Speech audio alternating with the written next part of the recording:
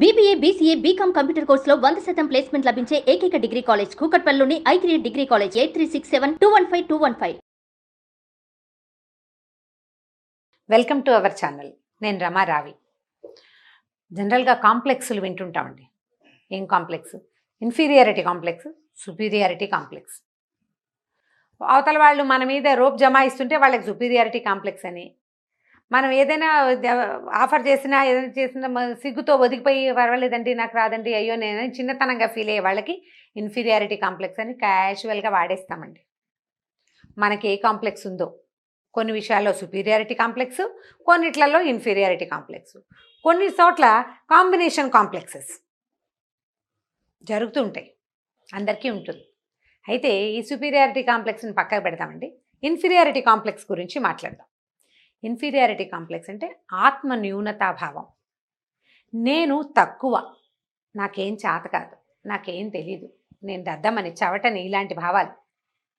సరిగ్గా చేయగలను లేదు, అసలే నాకు సరిగా రాదు, నేను చిన్నప్పటి నుంచి నేర్చుకోలేదు, చిన్నప్పుడు సరిగ్గా ఎవరు నన్ను గైడ్ చేయలేదు, నాకే సరైన గైడెన్స్ దొరికితే నేను ఎలాగ ఉండదని గైడెన్స్ దొరకలేదన్న దిగులు, నలుగురిలో చిన్నబుచ్చటం వల్ల ఎవరైనా దానివల్ల సింకింగ్ ఫీలింగ్ వస్తే మనకు ఒక కుంగుబాటు వచ్చేస్తుంది.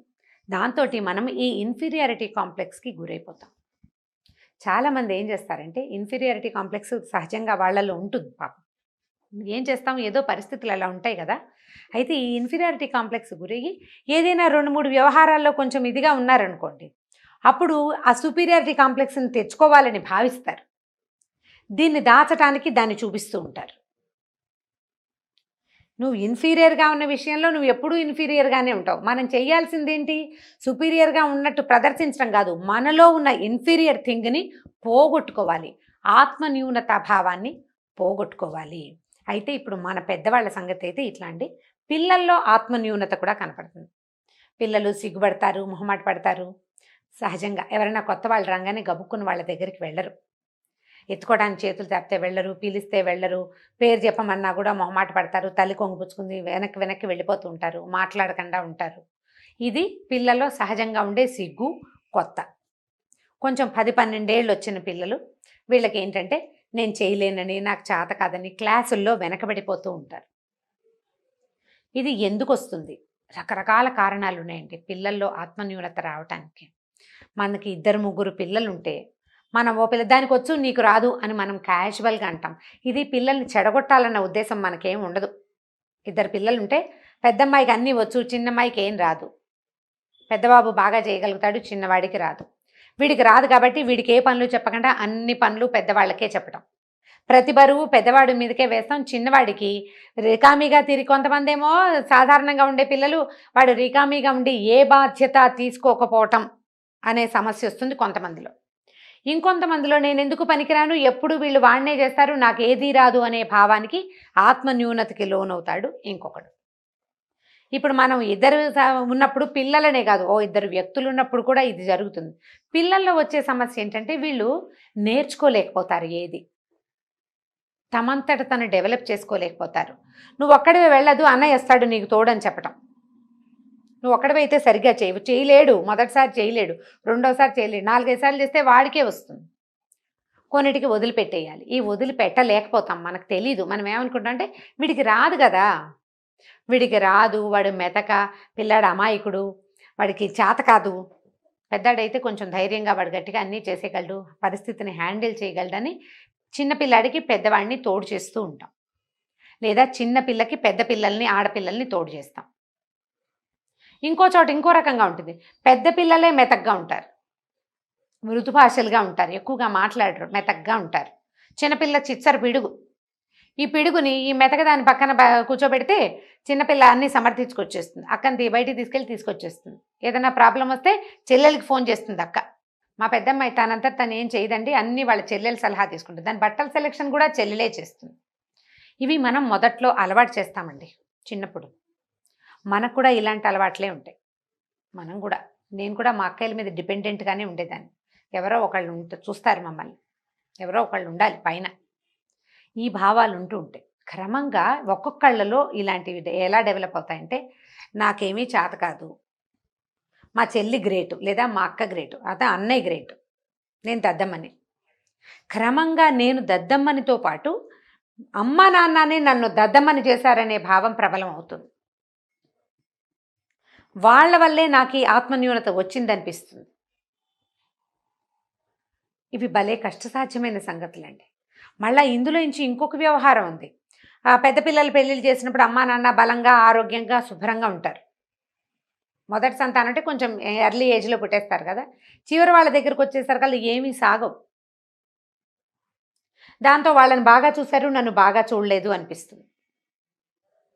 పెద్ద పిల్లలకి బర్త్డేలు చేసి చిన్న పిల్లలకి చేయలేకపోతారు. లేదా పెద్ద పిల్లల్ని పెద్ద చదువులకి పంపించకుండా తొందరగా పెళ్ళిళ్ళు చేసేసి చిన్న పిల్లల్ని పై చదువులకు పంపేస్తారు బాగా. పెద్ద అమ్మాయిని అన్నిటికీ కంట్రోల్ చేస్తారు, రెండో అమ్మాయిని అన్నిటికీ వదిలేస్తారు. అవకాశాలు ఆ రోజున్న పరిస్థితి మనం ఏది ఆలోచించి చెయ్యం. జీవితం ఇలా పోతూ ఉంటుంది అంతే. ఇందులో వాంటెడ్లీ నాకు 2 పిల్లలు ఉన్నా ఒక్క పిల్లంటే నాకు ఇష్టం, రెండో పిల్లంటే నాకు ఇష్టం లేదని ఏ అమ్మ ఏ నాన్న అనరు. ఎవ్వరూ వాంటెడ్లీ చెయ్యం. అట్లా జరిగిపోతుంది. కానీ ఈ జరిగిపోయే వ్యవహారము ఈ పెంచబడిన సంతానంలో ఆత్మన్యూనతకి కారణం అవుతుంది. ఇది పెద్దయ్యాక వాళ్ళని డిప్రెషన్ వైపుకు నెట్టేస్తుంది. నన్ను చిన్నప్పుడు సరిగ్గా చూడలేదు అన్న భావం నుంచి బయటికే రారండి చాలామంది. బయటికే రారు. మా అమ్మ నన్ను సరిగ్గా చూడలేదు, మా అమ్మ నన్ను బాగా చేయలేదు. నేను ఒకరి దగ్గర ఒక వాక్యం కూడా విన్నాను, నేను అన్వాంటెడ్ చైల్డ్ని మా అమ్మ ఎప్పుడు చెప్పేది. మా అమ్మకి నన్ను కంటమే ఇష్టం లేదు. తల్లులు క్యాజువల్గా చెప్పిన మాటలు పిల్లలు ఎంత పెద్దగా తీసేసుకుంటారో దాన్ని మర్చిపోరు అసలు. ఆ అమ్మ తనని కన్నదని, కష్టపడి 9 నెలలు మోసిందని, కష్టపడి కన్నదని, తనని ఎత్తుకు పెంచిందని, పాలిచ్చి పోషించిందని, అందరితో పాటే తనకి చదువు చెప్పించిందని, తనకి అన్నీ చేసింది అమ్మ. కానీ అమ్మ అన్న మాటలు భలే బాధిస్తాయి. ఇప్పుడు బాధించకుండా ఉంచటం, ఆత్మన్యూనతకి లోనవ్వకుండా ఉంచటానికి మనం ప్రయత్నం చేయాలి ఒకటి. ఆత్మన్యూనతకి లోనవ్వకుండా ఉండాలి రెండోది. ఈ 2 పాయింట్లు చాలా అవసరమండి. ఈ ఇన్ఫీరియారిటీ కాంప్లెక్స్, ఈ ఆత్మన్యూనత, నేను చాలా తక్కువ, నన్ను సరిగ్గా చేయలేదు, నా బ్రాటప్ బాగుండలేదు అనే భావం మనని పైకి ఎదగనివ్వకుండా చేస్తుంది.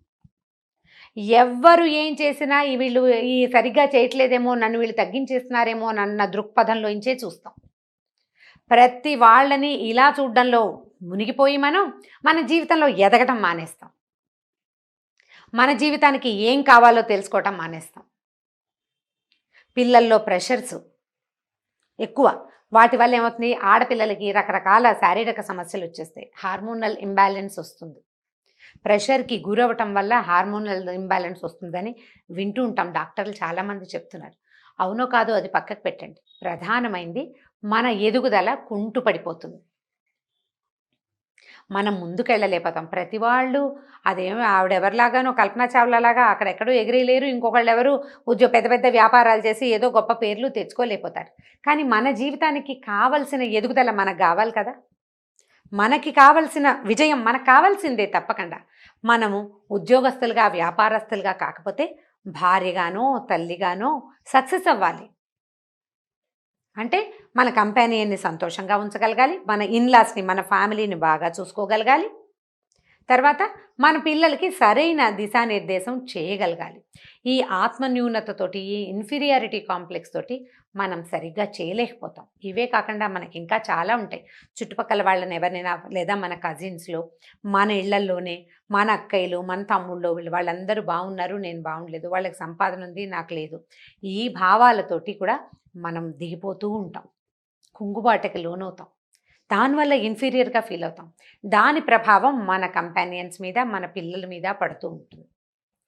కుంగుబాటుకి లోనవ్వకుండా ఉండడం ఎలా అంటే, దీనికి ప్రధానంగానండి ఎవరి జీవితం వాళ్ళది. ఇక్కడ మనం వేదాంతం అవలంబించాలి. ఎవరి లైఫ్ స్టైల్ వాళ్ళది, ఎవరి ప్రయారిటీ వాళ్ళది, ఎవరి అవకాశాలు వాళ్ళవి. ఫస్ట్ చైల్డ్ కడుపులో ఉన్నప్పుడు చిన్న ఊంబు ఉంటుంది, ఎక్కువ ప్లేస్ ఉండదు. మొదటి బిడ్డకి ఎక్కువ స్థలం ఉండదు. రెండో బిడ్డ, మూడో బిడ్డ దగ్గరకు వచ్చేసరికల్లా బేబీకి బాగా మూవ్ అవ్వడానికి అవకాశం ఉంటుంది. పెద్ద అబ్బాయి మూవ్ అవ్వలేదు కాబట్టి రెండో వాడిని మూవ్ కావద్దని మనం అనగలమా?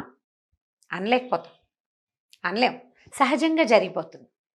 ఇది సహజమైనది అని మనం గుర్తించాలి. నన్ను చదివించలేదు, మా తమ్ముడిని బాగా చదివించారు. మనం పాత సినిమా కథలు చూడండి, అన్నయ్య వ్యవసాయం చేస్తూ తమ్ముళ్ళని చదివిస్తూ కనిపిస్తాడు, తమ్ముళ్ళని కష్టపడి చదివిస్తారు, లేదా ఆఖరి పిల్లల్ని బాగా చదివించి పెద్దవాళ్ళని పనులల్లో ప్రవేశపెడతారు. ఇప్పుడు పెద్దవాళ్ళు ఇన్ఫీరియర్గా ఫీల్ అవుతామంటే ఎలా కుదురుతుంది? మన అవకాశం ఇది, వాడి అవకాశం అది. ఇది మనం తెలుసుకోవాలి. అమ్మా నాన్న తేడాగా చూశారని భావించద్దు. ముందు మీరు ఈ కుంగుబాటులో నుంచి బయటకు వచ్చేందుకు ప్రయత్నం చేయాలి.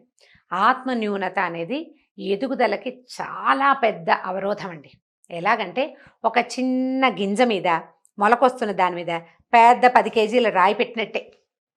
అదే మీరు మర్రి చెట్టు మొదట్లో ఒక పెద్ద 10 కేజీలు రాయి పెట్టారనుకోండి, ఈ మర్రి చెట్టు ఊడలతోటి తోసవతలు పారేస్తుంది. మనం ఎదిగాక ఏం పర్వాలా, ఎదిగాక ఏం అవ్వదు, మనం కుంగుబాటుకు లోనవ్వం. మళ్ళీ మనం రిపేర్ చేసుకుంటూ ఉంటాం. మనసుని రిపేర్ చేయండి.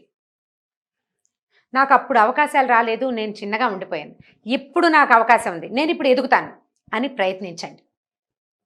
మనంతట మనం ఎదగడానికి ప్రయత్నం చేయండి. మా అమ్మ నాన్న సరిగ్గా చేయలేదు, లేదా మా అక్క బావ బాగా చూడలేదు, మా అన్నయ్య సరిగ్గా చేయలేదు, నా చిన్నప్పుడు మంచి స్కూల్లో చదవలేదు, చిన్నప్పుడు ఇంగ్లీష్ నేర్చుకోలేదు. ఇప్పుడు నేర్చుకోవట్లా మనం? చిన్నప్పుడు కార్ డ్రైవింగ్ రాదు, మనకు అసలు కారే లేదు, మనకి 50 ఏళ్ళు వచ్చాక కార్లు కుదురుతున్నాయి, నేర్చుకుంటున్నాం మనం. అట్లా దీన్ని తొలగదీసుకోండి. ఈ కుంగుబాటుకి మీరు లోనవ్వద్దు. పిల్లలని ఇటువైపుకి పోనివ్వకుండా చూడండి.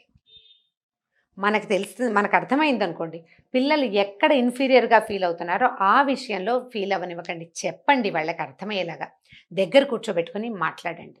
మీకు గనక సింకింగ్ ఫీలింగు ఇలాంటి భావాలు ఉంటే ఎవరితోటైనా ఒక మంచి కంపెనీ చూసుకుని చక్కగా ఓపెన్గా మీ భావాలని బయట పెట్టండి. లోపల అణుచుకున్న కొందికి నొప్పిగా ఉంటుంది. నా మెథడ్ అయితే ఓల్డ్ మెథడే. రాసుకోండి, రాయండి. రాశాక ఇవన్నీ కాగితం ముక్కలుగా వెళ్ళిపోతాయండి బయటికి. బరుగులు తొలగిపోతే మనం ఈజీగా జీవితంలో మార్పును సాధించగలుగుతాం, జీవితంలో బెటర్మెంట్ని సాధించగలుగుతాం, మంచి హ్యూమన్ బీయింగ్గా ఉండగలుగుతాం. ఇన్ఫీరియారిటీ కాంప్లెక్స్తో బాధపడే వాళ్ళు పోట్లాటకోరులుగాను, ఏదైనా మానసికపు అనారోగ్యం వైపుకి వెళ్ళిపోతూ ఉంటారు, గయ్యాళులుగా ఉంటారు. గయ్యాళులందరూ సుపీరియారిటీ కాంప్లెక్స్ ఉన్నవాళ్ళు కాదండి. గయ్యాళతనం ఉన్న వాళ్ళలో 50% ఇన్ఫీరియర్గా ఫీల్ అయ్యేవాళ్ళే. గమనించండి, మీ చుట్టుపక్కల కూడా కనిపిస్తారు. ఒకవేళ మనకే గయ్యాళతనం ఉంటే మన ప్రాబ్లం ఏమిటి, అసలు నేను ఎందుకు ఇలా ప్రవర్తిస్తున్నాను అనేది బేరీజ్ వేసుకోవడానికి ట్రై చేయండి. ఇన్ఫీరియారిటీ కాంప్లెక్స్ని జయించండి. మీరు విజేతలు కావడానికి మార్గాన్ని సుగమం చేసుకోండి. ఈ వీడియో కనుక మీకు నచ్చినట్లయితే లైక్ చేయండి, షేర్ చేయండి. మరిన్ని వీడియోస్ కోసం మా ఛానల్ని సబ్స్క్రైబ్ చేసుకోండి. సుమన్ టీవీలో మీ పర్సనల్ అండ్ బిజినెస్ ప్రమోషన్స్ కోసం కింది నెంబర్కి కాంటాక్ట్ చేయండి.